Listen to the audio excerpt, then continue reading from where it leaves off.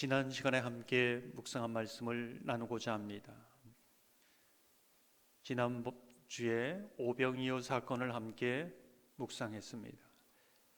그 사건을 통해서 우리가 던진 질문이 무엇입니까? 너희가 먹을 것을 주라. 이제 이 부분이 어떤 부분이냐? 이것이 정말 무엇을 의미하느냐? 이제 이 부분을 함께 묵상했습니다. 너희가 먹을 것을 주라. 빈들이고 사람도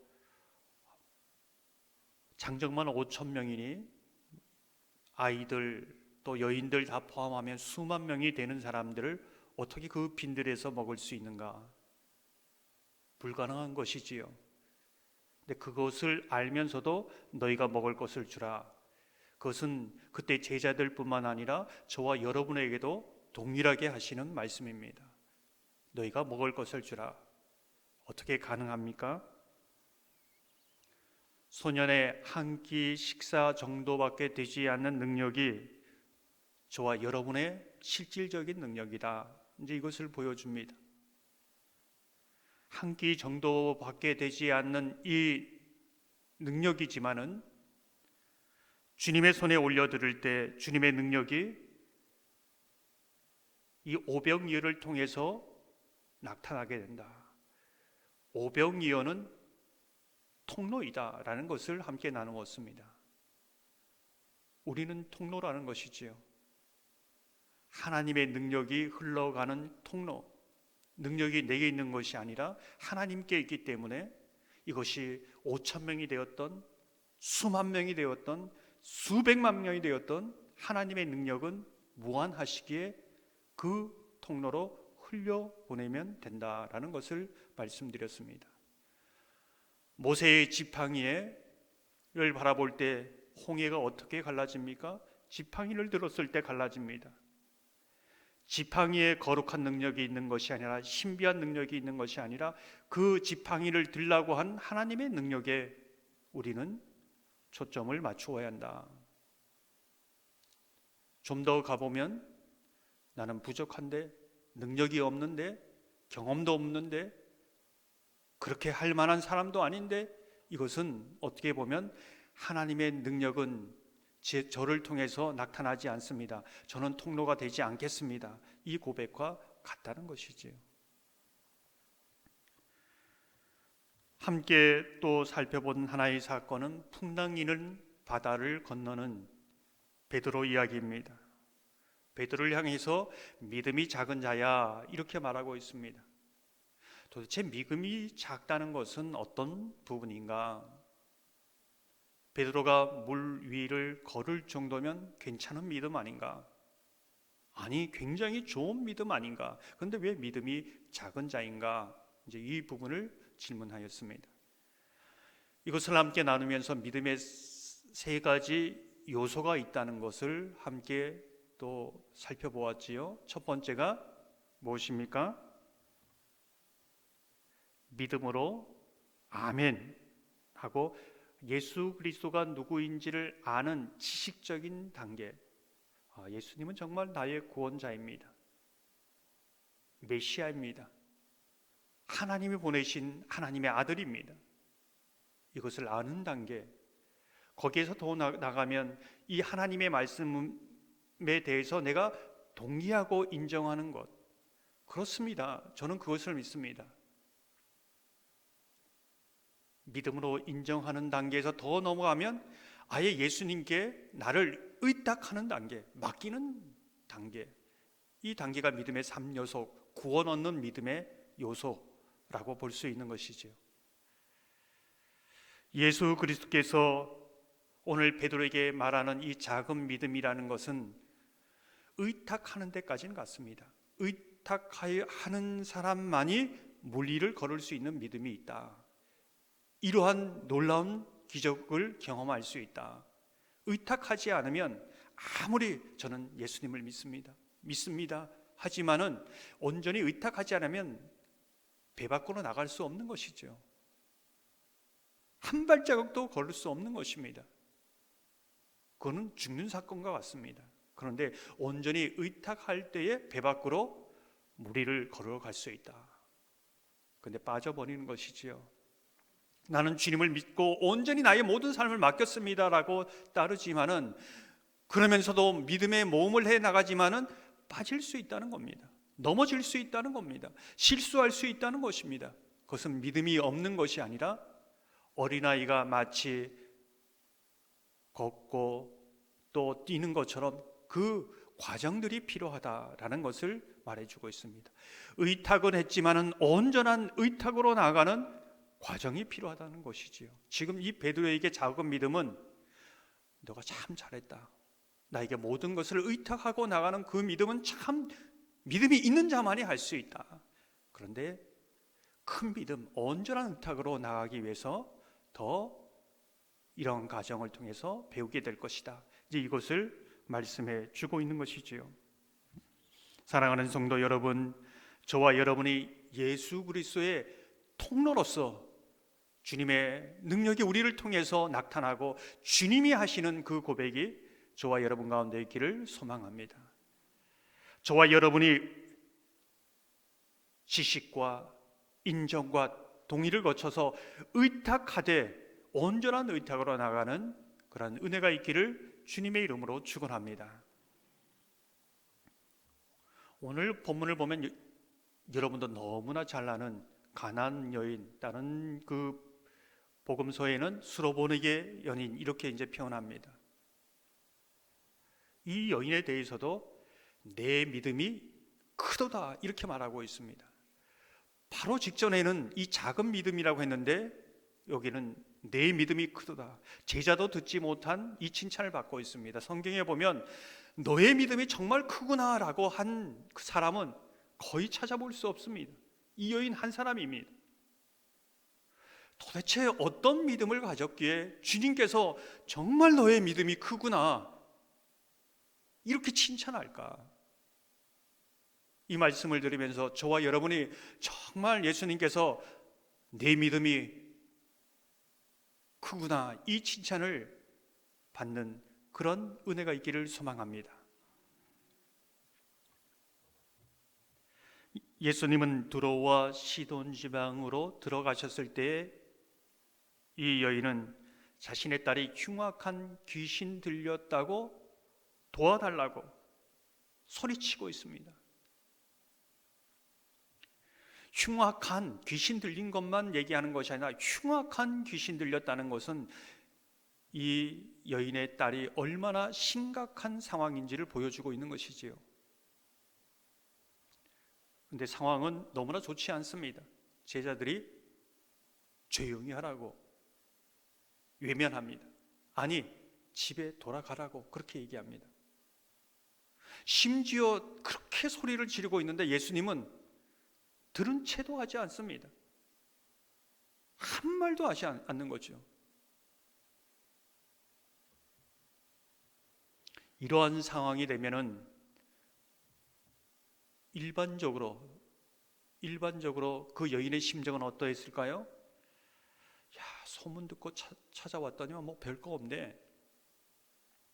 예수님이란 분도 제자들도 다 똑같은 인간이구만. 이렇게 매정하구만. 나 같은 사람 뭐 좀 볼 필요 없다고 그렇게 생각하겠지.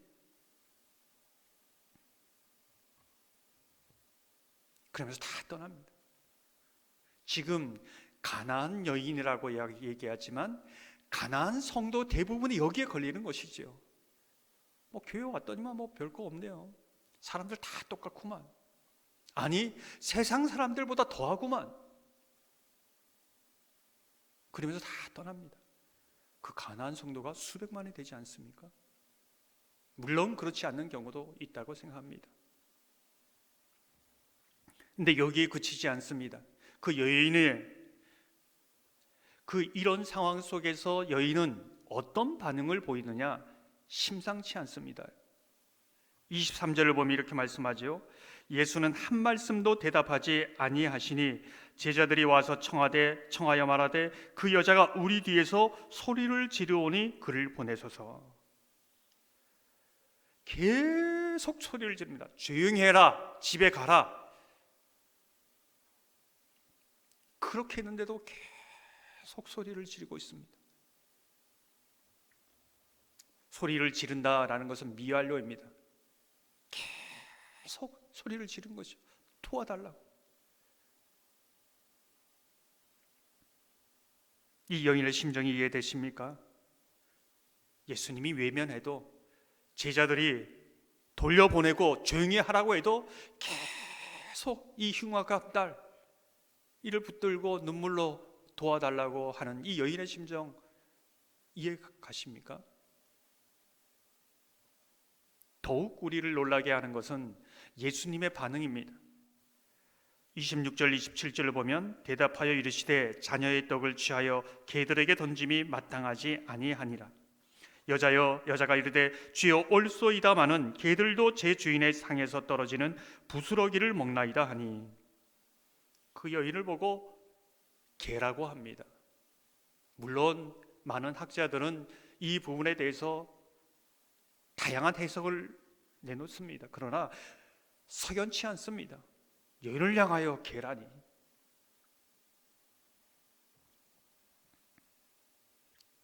그런데 이 여인은 조금 더 아랑곳하지 않고 소리를 지릅니다. 도와달라고 합니다. 이 여인의 믿음은 도대체 어떤 것일까? 예수님밖에 없다는 믿음이지요. 예수님 아니면 안 된다는 믿음입니다. 사람들이 뭐라 해도 상관없습니다. 이 여인의 눈에는, 마음에는 예수님밖에 없습니다. 심지어 주님까지도 외면해도 상관없습니다. 이 여인에겐 주님이 전부입니다. 하나의 마음밖에 없습니다. 앞에 말씀드렸던 것처럼 주님께 완전히 던져버린 겁니다.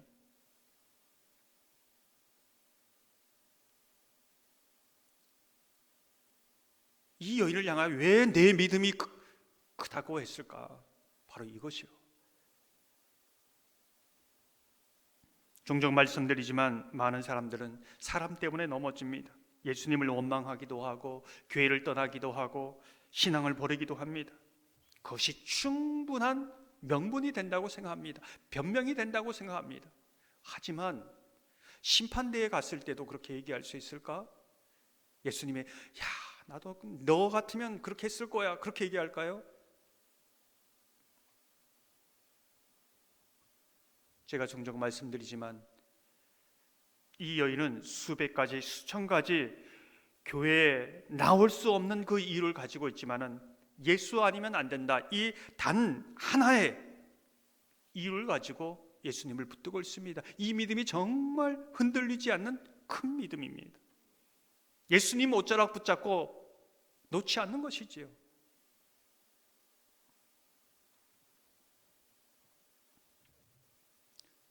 근데 오늘 말씀을 보면은 예수님의 최종 의도, 결론이 무엇인가를 우리는 보아야 합니다. 여인을 축복합니다. 그 딸을 고쳐주고 또 그 여인을 향하여 하나님의 사랑하는 딸로 그렇게 말씀하시는 것이죠. 내 믿음이 크도다 말씀하십니다. 이게 예수님의 결론입니다. 이상하게 보이고 왜 이렇게 하십니까? 냉정하게 보이고 너무나 정말 힘든 그 부분이라도 예수님을 향한 마음은 늘 일관되게 향하고 있는데, 그 일관된 방향이 우리를 사랑하시고 우리가 잘되고 우리가 행복하고 우리가 주님 안에서 믿음으로 서가는, 이거 예수님의 마음은 한 번도 변한 적이 없습니다. 한 번도 흔들린 적이 없습니다. 이 과정 속에서 여인을 향하여 개라고 얘기하고 한 말씀도 안 하고 제자들은 막 해도 예수님의 마음은 한 번도 변한 적이 없습니다. 여인은 아마도 예수님이 뭐라고 해도 예수님의 그 마음, 예수님이 누구신지를 사람들 다 변해도 변하지 않는 그 예수님을 알기에 소리를 계속 지르는 겁니다. 떠나지 않는 것이지요. 아마도 예수님은 말씀은 성경에는 기록되지 않았지만 이렇게 여인을 향해서 놀래가지고 이렇게 말하죠. 정말 나밖에 없냐? 정말 너는 나밖에 없냐? 나밖에 의지할 대상이 없냐? 정말 너는 내가 하나님의 아들이고 메시아는 너를 정말 믿냐? 놀래서 묻는 겁니다. 왜 그렇습니까? 사람들은 모두 자기의 답을 가지고 예수님을 따릅니다. 자기가 원하는 것을 가지고 예수님을 따릅니다. 심지어는 예수님을 떠봅니다. 이렇게 하면 어떻게 할까? 많은 사람들이 답을 안 줄 때는 다 떠나는 것이지요. 그런데 어떤 이런 상황 속에서도 예수님밖에 없다고 이렇게, 도대체 이 믿음이 어디서 왔을까? 하나님 아버지가 주시지 않으면 얻을 수 없는 이 믿음, 정말 귀한 믿음, 정금과 같은 믿음, 큰 믿음이라고 말씀하시는 거죠. 지금 상황도 마찬가지 않을까요? 많은 사람들이 예수님을 따른다고 하지만 떠보려고 합니다. 자기에게 원하는 답을 달라고 합니다. 자기의 생각에 이 정도는 해야 예수님이지라고 생각합니다. 근데 예수님은 이 가난한 여인을 찾으시는 거죠. 그 믿음을 찾으시는 겁니다. 전심으로 하나님을 의지하는 자에게 능력을 베푸시고 싶은데 전부 다 떠보려고 하고 다른 해답을 가지고 다른 방법을 가지고 예수님을 따르니 안타까울 뿐입니다. 내가 올 때 너희의 믿음을 보겠느냐 말씀하시는 것이요. 사랑하는 성도 여러분, 예수님 외에는 다른 도움과 의지가 소망이 없음을 알고 가난한 이 여인과 같이 주님을 의지하고 따라가기를 소망합니다. 그 여인을 칭찬하였던 것처럼 저와 여러분을 칭찬하는 그런 믿음 되기를 주님의 이름으로 축원합니다. 오늘 본문 전반부는 장로들의 유전에 대한 부분입니다. 장로들의 유전이라는 것은 장로들이 전하여 준 신앙적 전통이지요.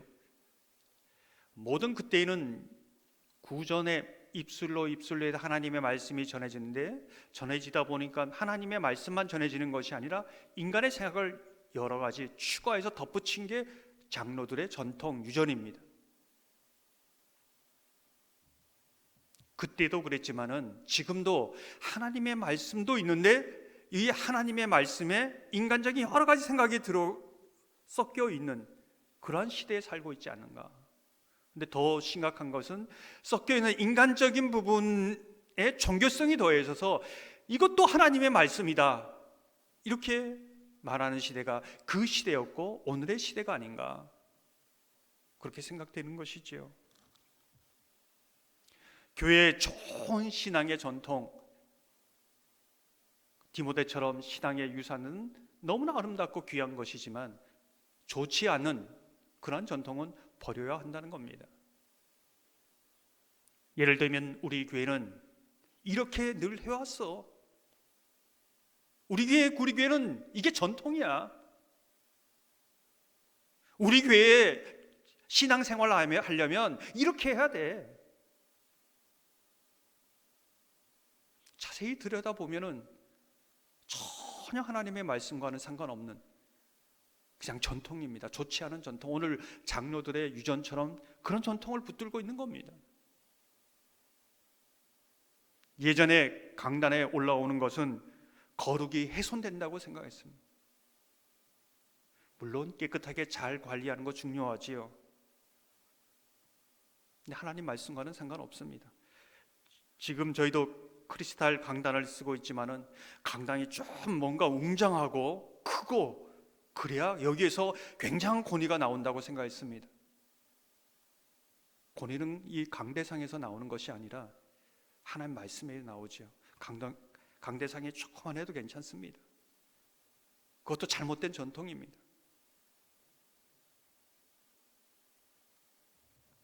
초라한 강대상이라도 권위, 하나님의 말씀은, 그 권위는 하나님 말씀에서 나오는 것이지요.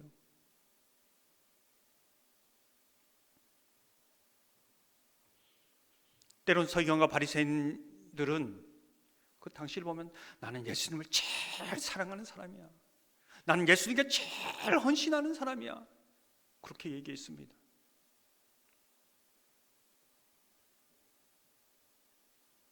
근데 예수님은 지금 오늘 장로들의 유전에서 뭘 얘기하는가? 마치 다메섹 도상에서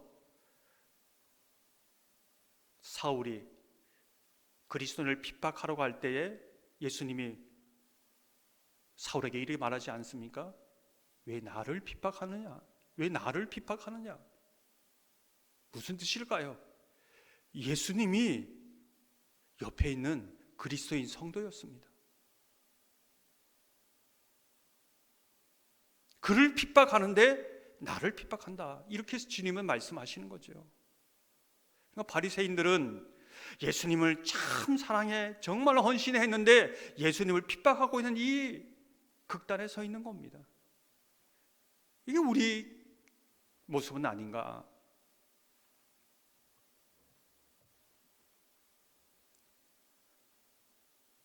주님 안에서 한 사람 한 사람을 정말로 용서하고 사랑하고 친절하게 대해야, 저 사람이 어떠하든지 내가 이 믿음 가지고 살면 되는 것이죠.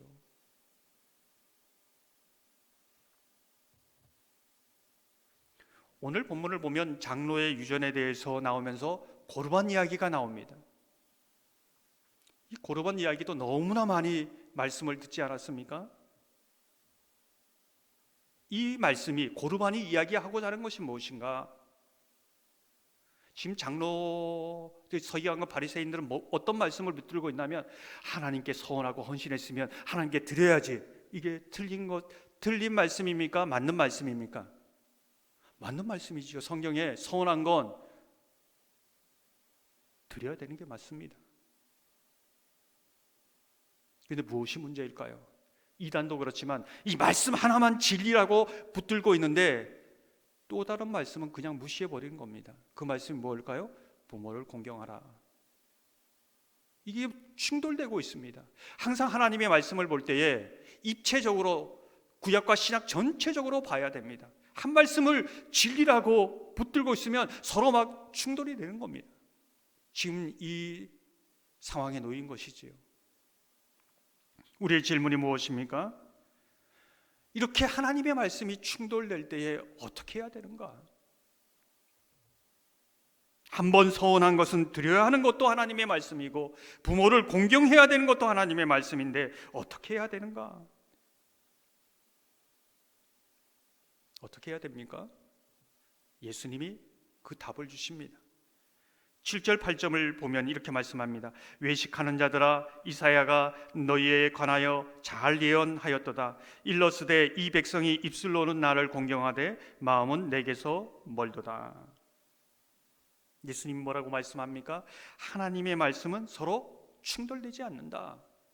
다만 충돌되는 것처럼 느껴질 때, 그런 갈등이 있을 때에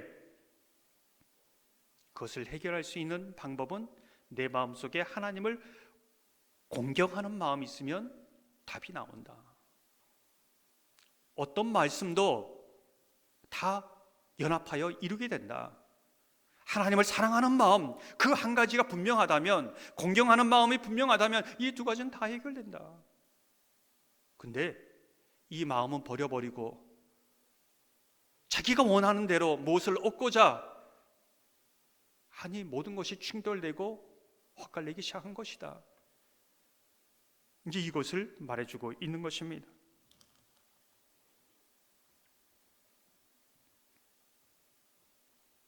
사랑하는 성도 여러분, 가나안 여인과 같이 예수님 한 분 외에는 길도 답도 소망도 없음을 늘 믿음으로 고백하며 나가시길 바랍니다.